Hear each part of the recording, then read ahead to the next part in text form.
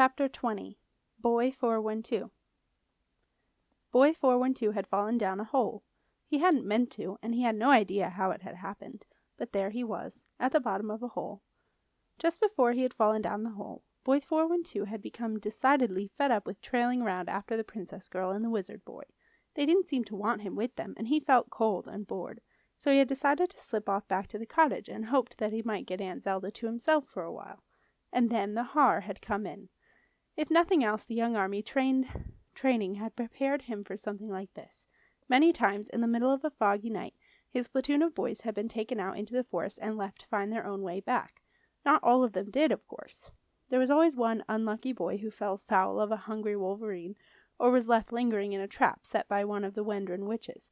But Boy 412 had been lucky, and he knew how to keep quiet and move fast through the night fog. And so, quiet as the Har itself, Boy 412 had started to make his way back to the cottage. At some point he had actually passed so close to Nico and Jenna that they could have put their hands out and touched him, but he had slipped by them noiselessly, enjoying his freedom and the feeling of independence. After a while, Boy 412 reached the large grassy mound at the end of the island. This confused him because he was sure he had already walked across it, and by now he should have been nearly back to the cottage. Maybe this was a different grassy mound? Maybe there was one at the other end of the island too. He began to wonder if maybe he might be lost. It occurred to him that it would be possible to walk endlessly around and around the island and never get to the cottage. Preoccupied with his thoughts, Boy 412 lost his footing and fell headlong into a small and unpleasantly prickly bush, and that was when it had happened. One moment the bush was there, and the next moment Boy 412 had crashed through it and was falling into darkness. His yell of surprise was lost on the thick, damp air of the Har, and he landed with a heavy thud on his back. Winded, Boy 412 lay still for a moment, wondering if he had broken any bones. No, he thought as he sat up slowly. Nothing seemed to hurt too much. He was lucky. He had landed on what felt like sand, and it had cushioned his fall. Boy 412 stood up and promptly hit his head on a low rock above him. That did hurt. Holding the top of his head with one hand, Boy 412 stretched up his other hand and tried to feel for the hole he had fallen through, but the rock sloped smoothly upward and gave him no clues. No handholds or footholds. Nothing but silk-smooth, ice-cold rock. It was also pitch black. No chink of light shone from above, and however much Boy 412 stared into the darkness, hoping his eyes would get used to it, they didn't. It was as though he was blind. Boy 412 dropped to his hands and knees and began to feel about him on the sandy floor. He had a wild thought that maybe he could dig his way out, but as his fingers scrabbled the sand away, he soon hit a smooth stone floor, so smooth and cold that Boy 412 wondered if it might be marble. He had seen marble a few times when he had stood guard at the palace, but he couldn't imagine what it might be doing out here in the Moran marshes in the middle of nowhere. Boy 412 sat down on the sandy floor and nervously ran his hands through the sand, trying to think of what to do next. He was wondering if maybe his luck had finally run out when his fingers brushed against something metallic. At first, Boy 412's spirits rose. Maybe this was what he had been looking for, a hidden lock or a secret handle. But as his fingers closed around the metal object, his heart sank. All he had found was a ring. Boy 412 lifted the ring, cradled it in his palm, and stared at it, although in the pitch blackness he could see nothing. "I wish I had a light," Boy 412 muttered to himself, trying to see the ring and holding his eyes as wide as they would go, as if it might make a difference. The ring sat in his palm, and after hundreds of years lying alone in a chill, dark place under the ground, it slowly warmed up in the small human hand that held it for the first time since it had been lost so long ago. As Boy 412 sat with the ring, he began to relax. He realized that he was not afraid of the dark, that he felt quite safe, safer in fact than he had felt for years. He was miles away from his tormentors in the young army, and he knew that they would never be able to find him here. Boy 412 smiled and leaned back against the wall. He would find a way out, that was for sure. Boy 412 decided to see if the ring would fit. It was far too big for any of his skinny fingers, so he slipped it onto his right index finger, the biggest finger that he had. Boy 412 turned it around and around, enjoying the feeling of warmth, even heat, which was coming from it.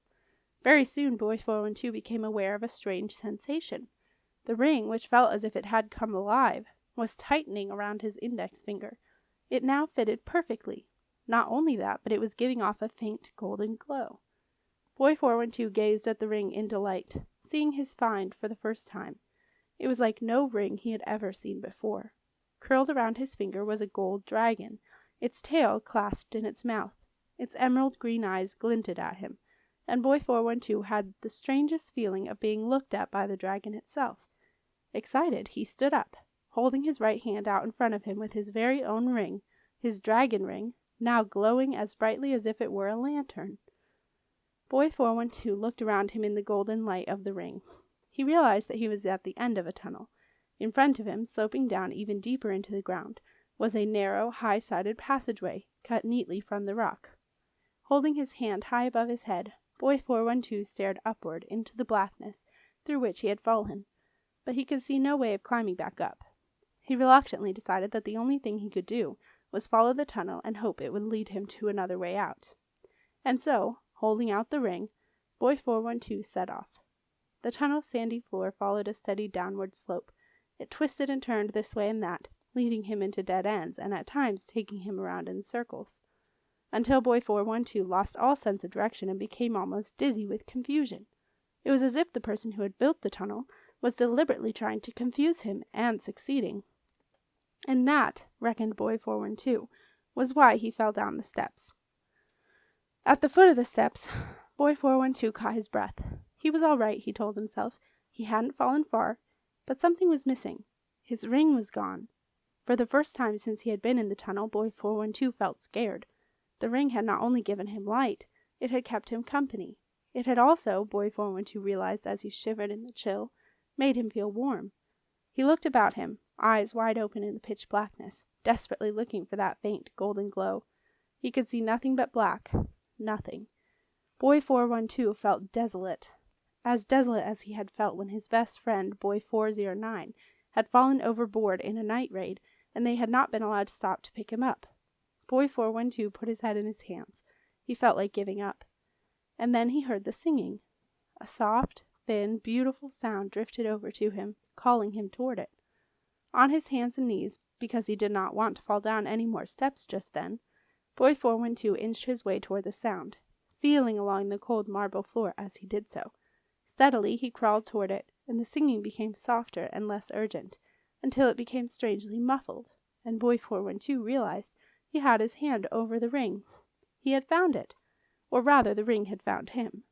Grinning happily, Boy 412 slipped the dragon ring back onto his finger, and the darkness around him faded away. It was easy after that. The ring guided Boy 412 along the tunnel, which had opened out to become wide and straight, and now had white marble walls richly decorated with hundreds of simple pictures in bright blues, yellows, and reds. But Boy 412 paid little attention to the pictures. By now, all he really wanted to do was find his way out, and so he kept going until he found what he was hoping to find, a flight of steps that at last led upward. With a feeling of relief, Boy 412 climbed the steps and found himself walking up a steep, sandy slope that soon came to a dead end. At last, in the light of the ring, Boy 412 saw his exit.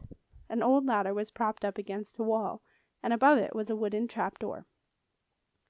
Boy 412 climbed the ladder, reached over, and gave the trapdoor a push. To his relief, it moved. He pushed a little harder. The trapdoor opened, and Boy 412 peered out. It was still dark, but a change in the air told Boy 412 that he was now above ground, and as he waited, trying to get his bearings, he noticed a narrow strip of light along the floor. Boy 412 breathed a sigh of relief. He knew where he was. He was in Aunt Zelda's unstoppable potions and particular poisons cupboard. Silently, Boy 412 pulled himself up through the trapdoor, closed it, and replaced the rug that covered it. Then he gingerly opened the cupboard door and peered out to see if anyone was around. In the kitchen, Aunt Zelda was making up a new potion. As Boy 412 crept past the door, she glanced up, but seemingly preoccupied by her work, she said nothing. Boy 412 slipped by and headed for the fireside. Suddenly, Boy 412 felt very tired. He took off the dragon ring and tucked it safely into the pocket he had discovered inside his red hat. Then he lay himself down next to Bert on the rug in front of the fire, and fell fast asleep. He was so deeply asleep that he didn't hear Marcia come downstairs and command Aunt Zelda's tallest and most wobbly pile of magic books to lift themselves up. He certainly didn't hear the soft swish of a large and very ancient book, the undoing of the darkanese, pulling itself out from the bottom of the swaying pile, and flying over to the most comfortable chair by the fire. Nor did he hear the rustle of its pages, as the book obediently opened and found the exact page that Marcia wanted to see. Boy 412 didn't even hear Marcia squeal, as on her way back to the chair, she nearly trod on him, stepped back and trod on Bert instead. But, deep in his sleep, Boy 412 had a strange dream about a flock of angry ducks and cats, who chased him out of a tunnel, and then carried him into the sky and taught him how to fly. Far away in his dream, Boy 412 smiled. He was free.